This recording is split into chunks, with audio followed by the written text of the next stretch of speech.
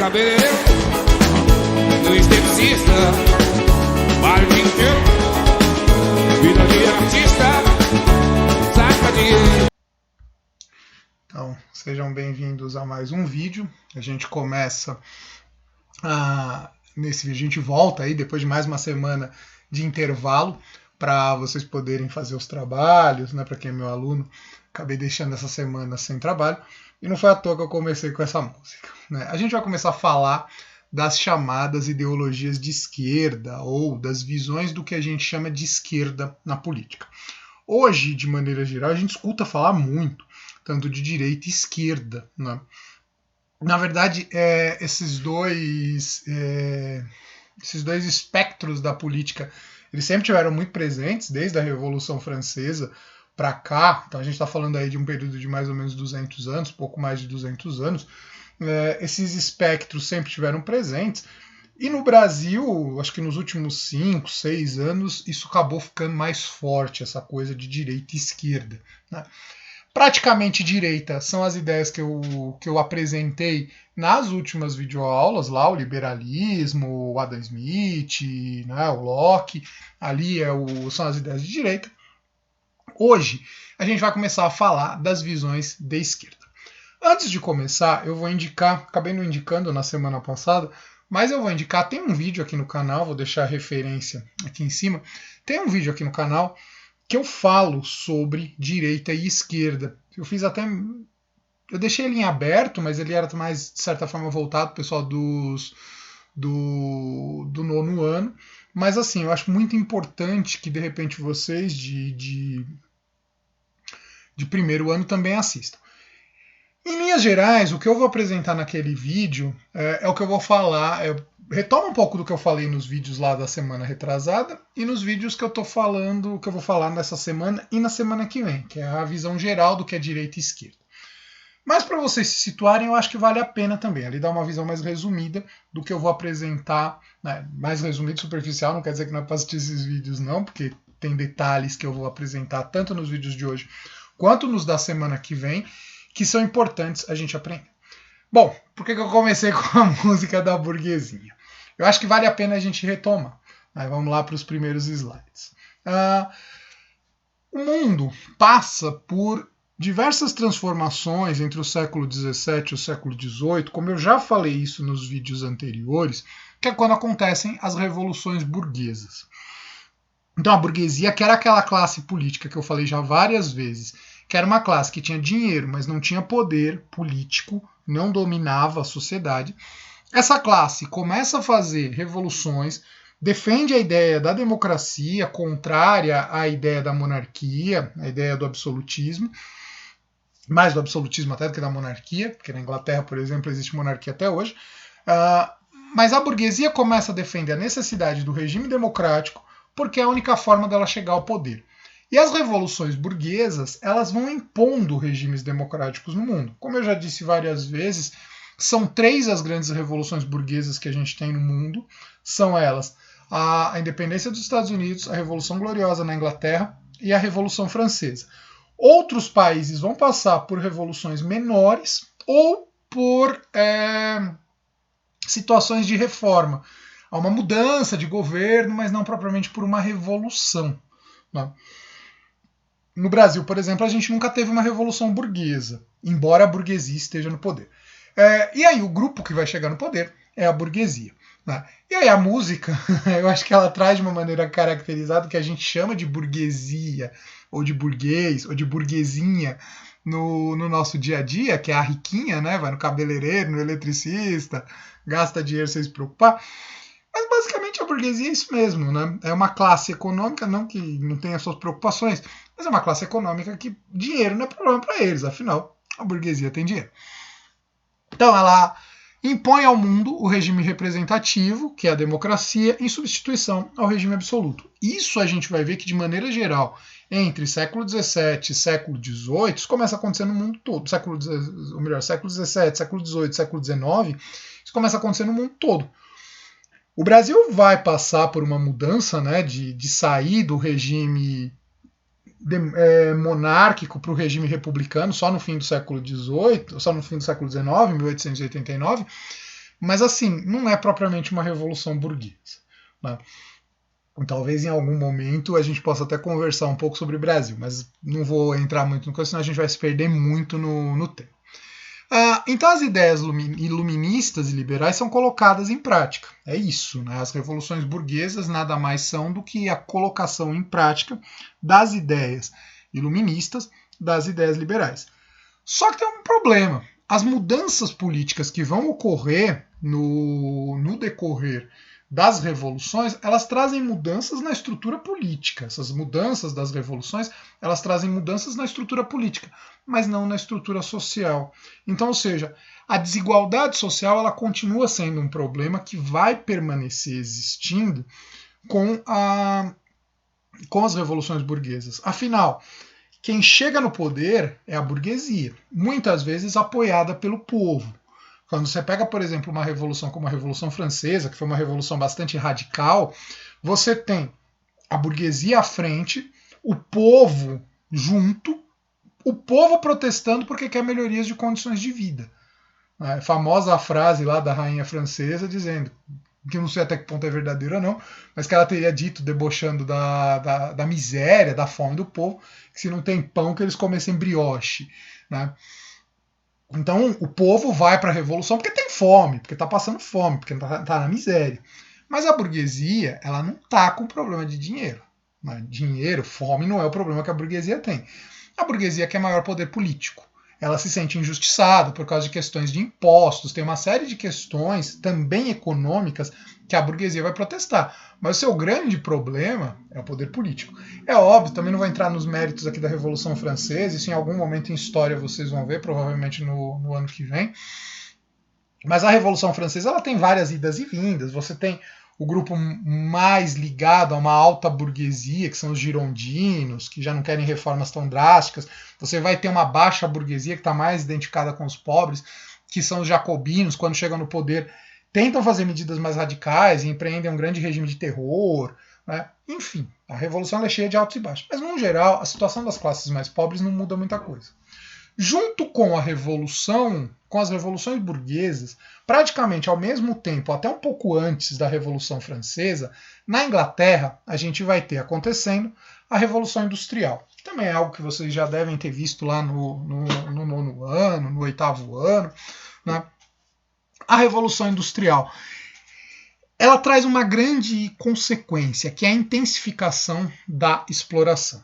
Se as classes pobres elas já eram bastante ferradas durante o período o período pré-industrialização, com a industrialização isso piora, até porque a industrialização ela vai promovendo todo um processo, conforme a industrialização vai aumentando, vai avançando, ela vai promovendo todo um processo que às vezes pequenos proprietários de terra, eles chegam numa situação que eles não têm como aguentar, que ou eles vendem as suas terras, né, porque a produção já não está mais dando lucro, enfim, e aí vão para a cidade, ou entram em dívidas e acabam tendo que deixar suas terras, né? E com isso também vão para a cidade. Você tem o chamado êxodo rural, as pessoas saem da cidade as pessoas saem do campo, da zona rural, para ir para a cidade. E aí, sem emprego, sem sem condições de vida, sem riquezas, elas acabam tendo que trabalhar nas indústrias. Então, a Revolução Industrial ela intensifica a exploração dos mais pobres. E lembrando, quando acontece a Revolução Industrial, nós não temos direitos trabalhistas, não existem direitos. Hoje, quando a gente fala em trabalhadores, né, a gente tem uma série de direitos que os trabalhadores têm. Ninguém trabalha mais do que 8 horas por dia. Né? Na nossa legislação, na legislação brasileira, ninguém trabalha mais do que 8 horas por dia. Se trabalha, são algumas profissões específicas, tipo médico e tal, ou a pessoa vai receber hora extra. Então, legalmente, ninguém pode trabalhar mais do que isso. Mais de 44 horas semanais, mais do que 8 horas por dia, a não ser que receba hora extra. Direito de férias, direito de folga remunerada, todo trabalhador ele tem pelo menos um dia na semana folga remunerada. Enfim, tem uma série de direitos que fazem com que a situação do trabalhador seja mais tranquila. Quando a gente fala de revolução industrial, não tem direito trabalhista, não tem direito para o trabalhador. Então o trabalhador ele é obrigado a aceitar as rotinas pesadas que lhes são impostas. Muitas vezes os trabalhadores passavam lá 15, 16 horas por dia no trabalho, nas fábricas que eles trabalhavam, lá nas indústrias que eles trabalhavam. Então, ou seja, há uma alta exploração. A situação, a Inglaterra é o primeiro país que passa pela Revolução Industrial, depois a Revolução Industrial ela vai se estendendo, vai se expandindo para o resto da Europa e depois para o resto do mundo. A gente praticamente fala de uma primeira Revolução Industrial ali no século XVIII, uma segunda Revolução Industrial a partir do século XIX, que é quando a industrialização começa a se expandir para o resto do mundo. Mas a Revolução Industrial ela traz uma situação extremamente pesada para a classe mais pobre. Vão ser os chamados, voltando lá, proletários. Né? Eu não pus, acho que esse termo, melhor dizendo, em nenhum dos slides aqui, mas ele vai aparecer, talvez só apareça na semana que vem, mas ele vai aparecer bastante, esse termo, e já vou falando. Então, ou seja, jornadas extenuantes de trabalho, salários baixíssimos, péssimas condições de vida da classe trabalhadora. Então, ou seja, a situação dos pobres, do proletariado, o termo proletariado vem da ideia de que os mais pobres, a única coisa que eles têm a oferecer ao mundo são a sua prole, os seus filhos, então por isso proletário é a única coisa que ele tem realmente. O proletariado não tem o que oferecer ao mundo, então ele é obrigado a vender a sua força de trabalho, ele é obrigado a se submeter, a se sujeitar à exploração que a burguesia vai lhe impor. Então, ou seja, no século XIX vão começar a surgir as teorias que vão defender a necessidade de uma mudança não só política, como acabou acontecendo com as revoluções burguesas, como a Revolução Francesa, Inglesa, e a independência dos Estados Unidos e tal. Não dá para ficar só nisso. Não adianta só garantir liberdade de expressão, participação na política, direito de voto, enfim, essas coisas que eram muito defendidas pelos liberais. Não adianta ficar só nisso. Vai então surgir uma série de teorias que vão defender a necessidade de uma mudança também na estrutura social. E aí, como você tem, de um lado, a burguesia como o grupo que chegou ao poder e que traz mudanças na estrutura política, mas não traz mudanças na estrutura social, quem passa a ser o grande inimigo dessas teorias vai ser a burguesia.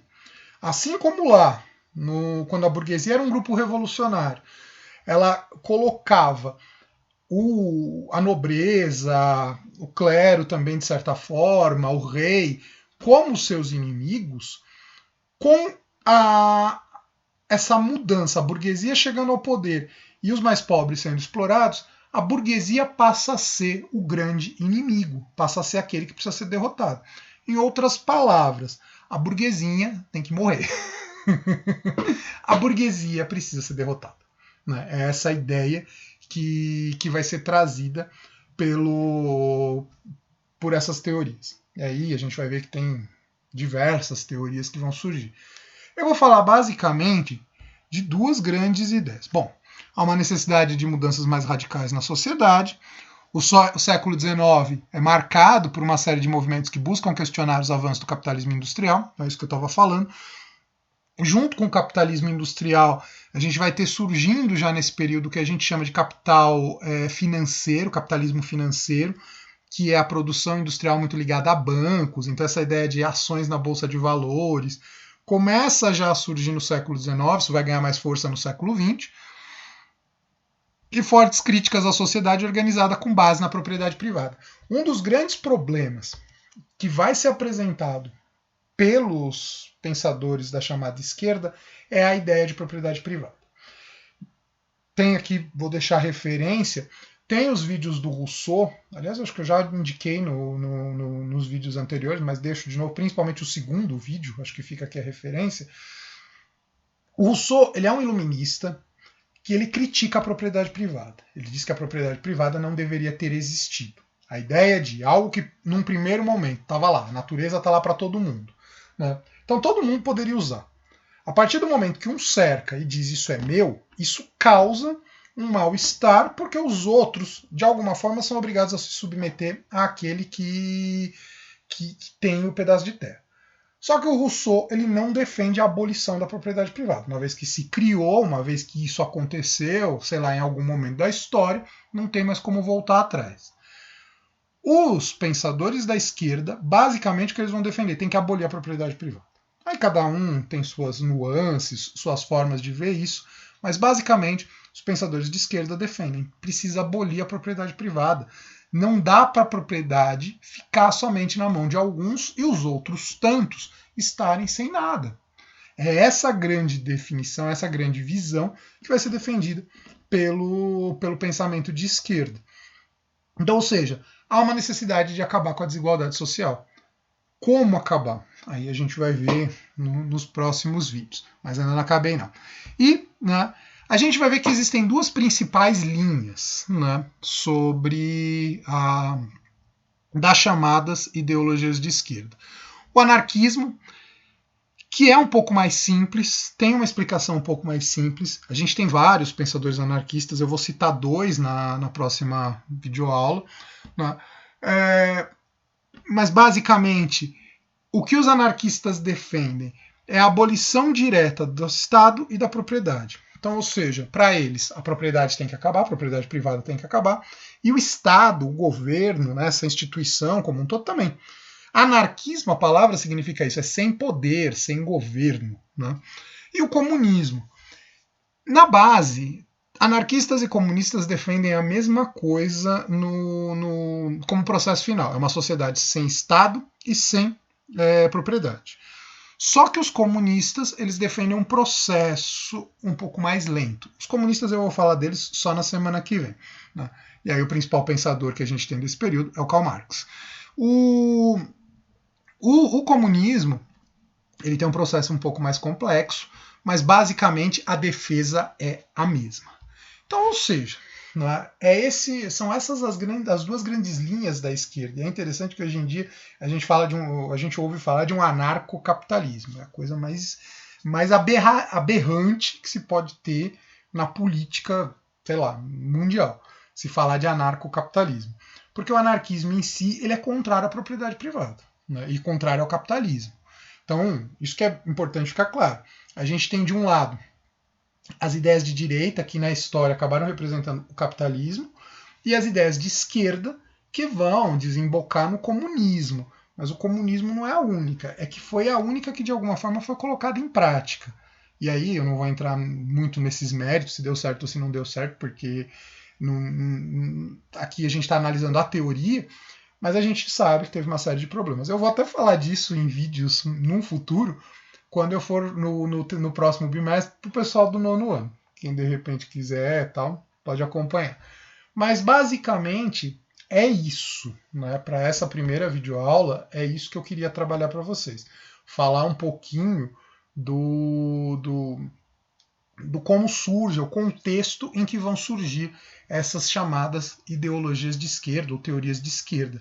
São teorias críticas do capitalismo, críticas da forma que a burguesia organizou a sociedade assim que ela chegou no poder e que pregam a necessidade de uma equalização das condições de vida para todo mundo.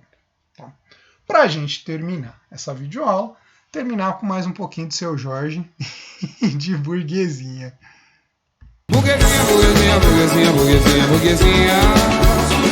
Burguesinha, burguesinha, burguesinha, burguesinha, burguesinha. Burguesinha, burguesinha, burguesinha,